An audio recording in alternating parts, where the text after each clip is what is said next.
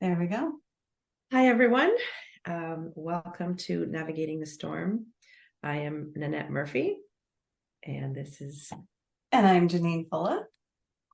and we are on this journey of ours together, Janine and I, bringing together our thoughts and our purposes in order to give you information on how we can help you if you are divorcing, if you're in a narcissistic or a toxic relationship.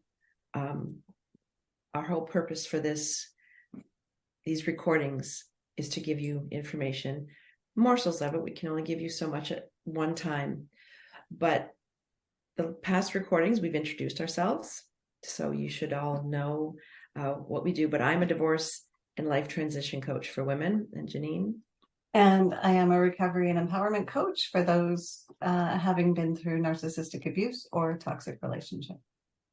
So it really does make sense for us to be working and collaborating together. Absolutely. So today, Janine and I were, before we hit record, we were discussing how to move forward and how to give everyone the information that we want to give. And so often the word fear is leading the way. We've previously talked about denial. And a lot of times in situations like this, you might be denying the kind of relationship you're in. You might be denying the fact that divorce is in your future. And once you kind of accept that, often the next stage is fear. It's a fearful time in a person's life. Number one, if they recognize the fact that they are in a terrible, abusive, toxic, narcissistic relationship.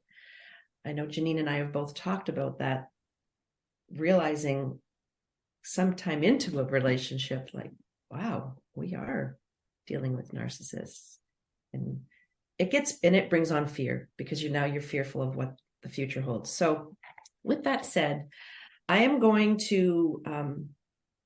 going to read the whole quote, Janine. It's quick. Yeah. It is. Now, this quote is in a new book that I just purchased, and the author is Cheryl Strayed. I'd never heard about her before, but I was able to somewhat listen to her live. I was able to meet her this past few days. So her quote on fear, her definition of fear. Fear, to a great extent, is born of a story we tell ourselves. And so I chose to tell myself a different story from the one women are told. I decided I was safe. I decided I was strong. I was brave, that nothing could vanquish me. Insisting on this story was a form of mind control. But for the most part, it worked. Every time I felt something horrible cohering in my imagination, I pushed it away. I simply did not let myself become afraid. Fear begets fear. Power begets power. I willed myself to beget power, and it wasn't long before I actually wasn't afraid.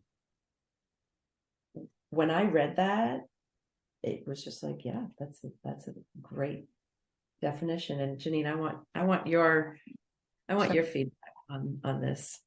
Sure. I think that what popped out to me on that is her decision on what she would allow in her mind and what she was allowed to process. So there's a choice, and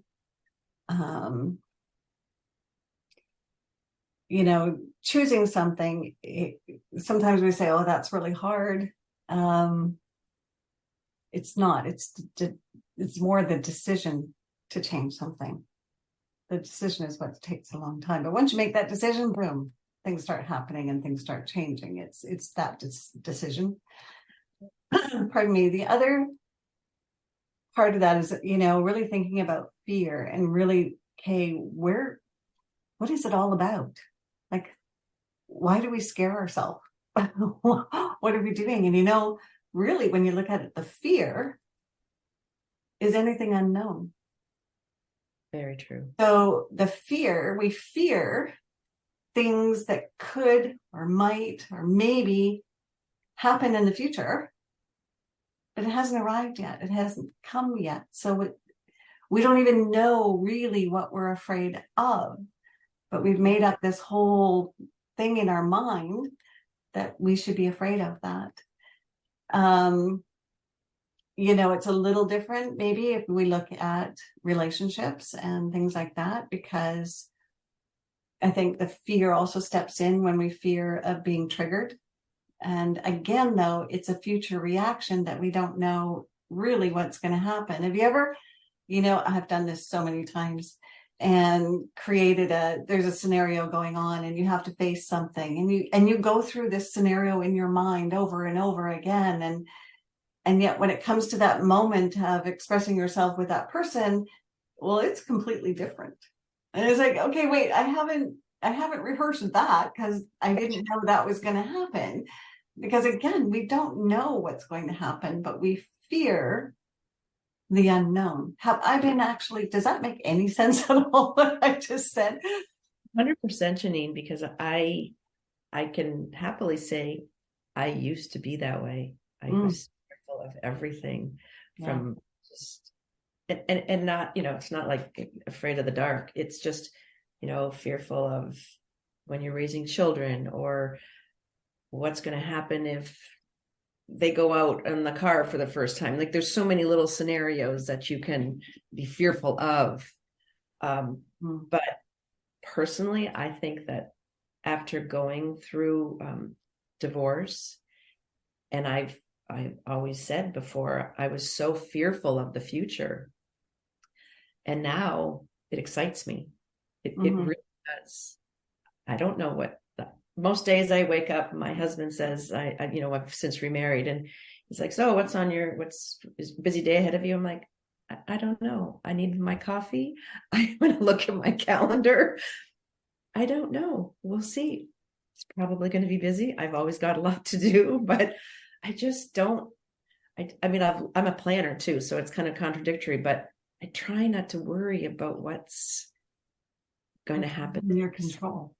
And sometimes my days can shift in a heartbeat. And I'm like, all right, well, clearly this is what I was supposed to do today, not that. And I'll get to that tomorrow then. So I think what you said earlier, it's decisions. I've just really taught myself, and much like this, I'm in charge of me.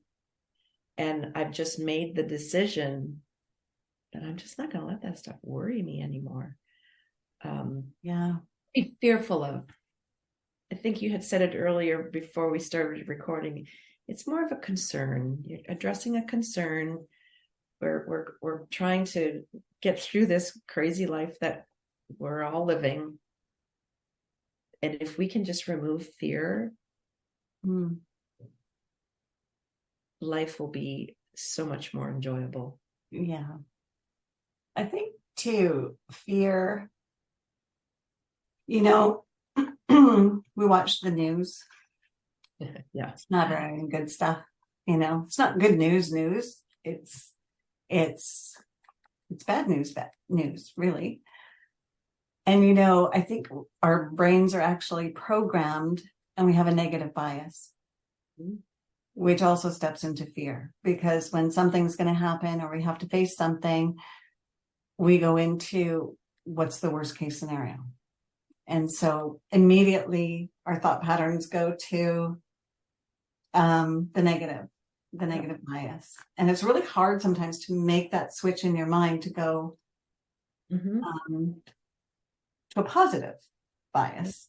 Yeah. And it's a learned skill. It does take time. It's something that, I think we both work with our clients, and just managing and reprogramming the brain.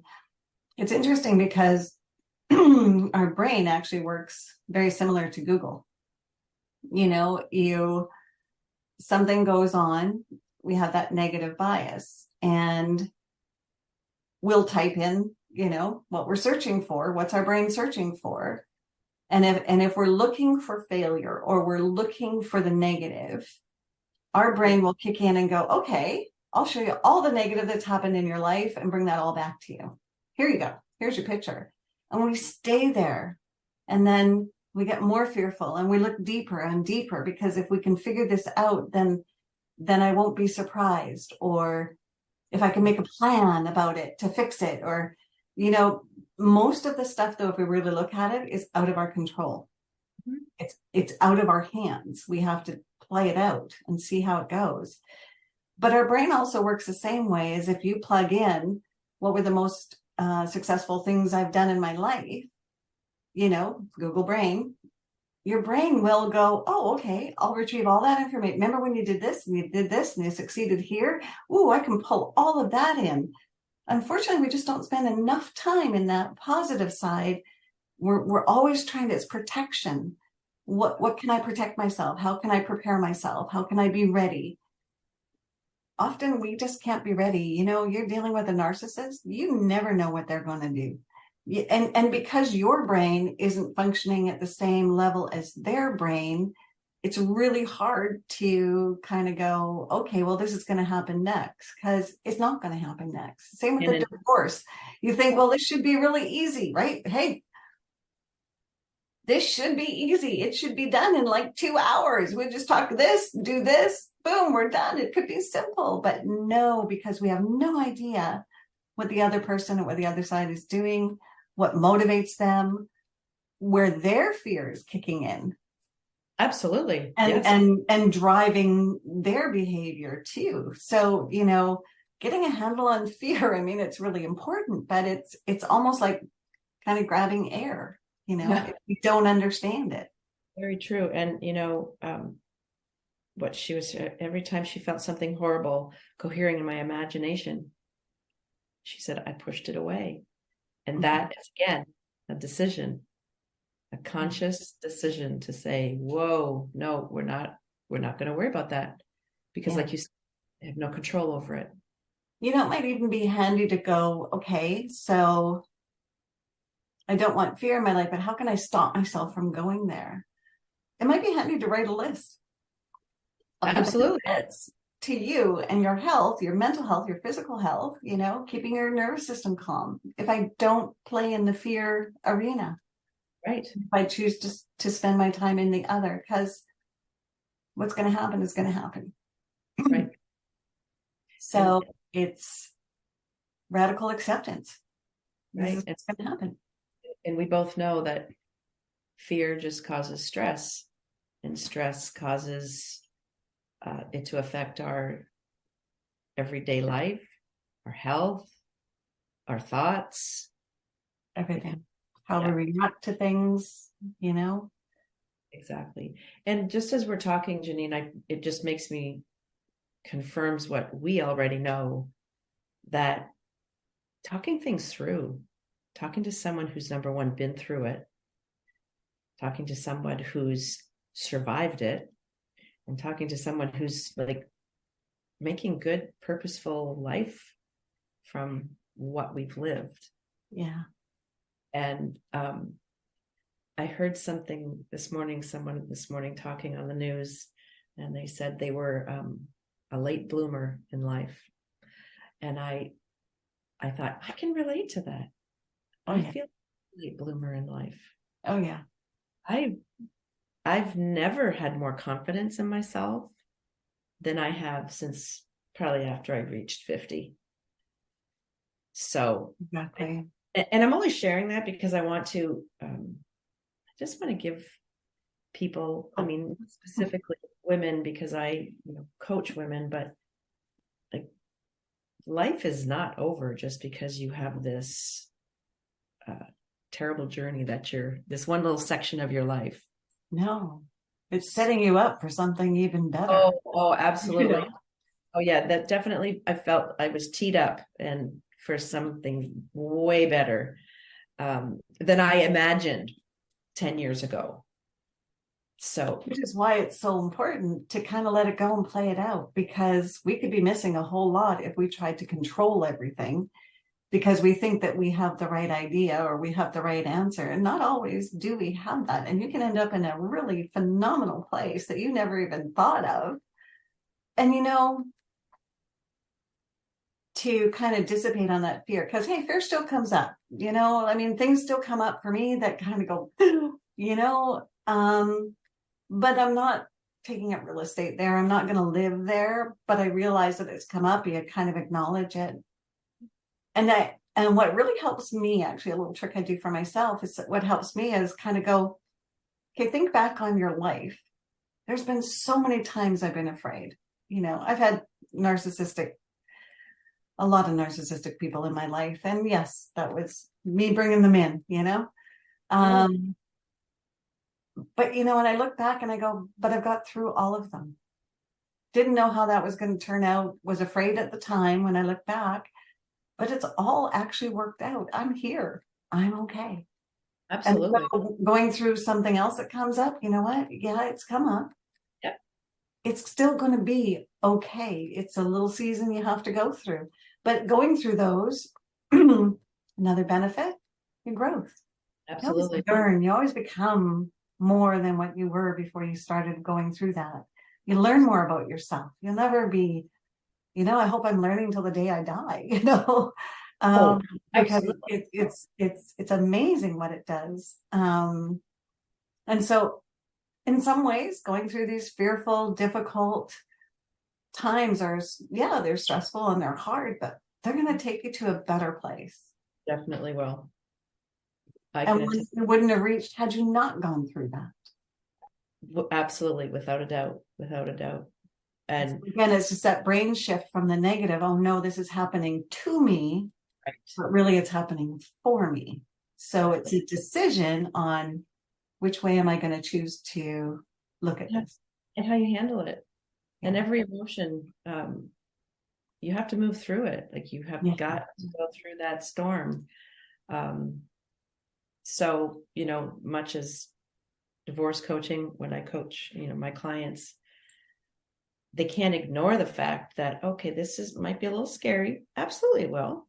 Yeah. You can also decide that we can address that fear and then let's just get through it to that next stage, that next step of how we're going to ultimately get through the abusive relationship, get through the divorce, deal with your narcissistic spouse or person in your life, and ultimately reach that freedom of independence and just that knowledge of knowing what the strength that you've built on this journey.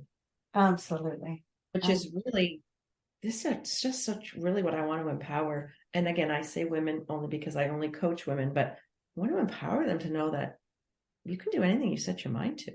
Yeah. There's, and having courage, if you ask someone to help you, that is really the ultimate sign of courage. Because we can't get through some life situations on our own. No. You don't want to enjoy a holiday by yourself. You want to enjoy it with someone. You want to have someone with you to share it with.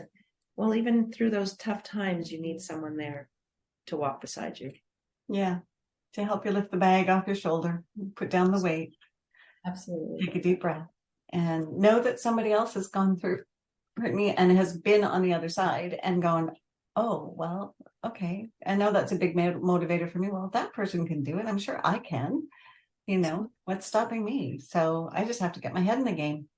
It's very true. Right. I just have a flashback to, it's about a year ago. It'll be a year ago this month. A girlfriend and I went, we did a little weekend away. And she wanted to do this, when they, I don't remember what it's called. You're basically climbing through the trees on different obstacles, but it's wild play kind of thing in the air. And I was really thankful that it was her idea because she struggled a little more than I did, but I was scared. I was scared. I'm like, okay, no, I can do this. But my point is that we really helped each other through it. I was ahead of her and I said, okay, this one is a little bit challenging. You got to do this, you got to do that. Hang on here, but you got this, Again, I just feel like that's the same. I just had this feeling that that's the same thing, is you're just telling them to where to put their feet. what, Absolutely. I love that. what, hang on here. And it really connects. It's just a good analogy. Nobody wants to do anything by themselves. No. So, And how good did you feel when you finished it? oh my gosh. When you got through, right? Like, it's like, oh.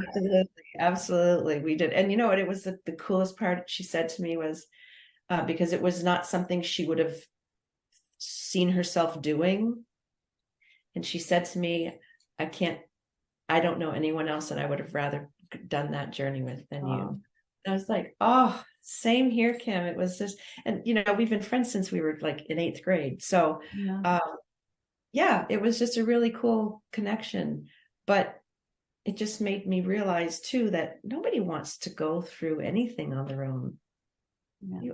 Fun or otherwise, you need someone there to help you.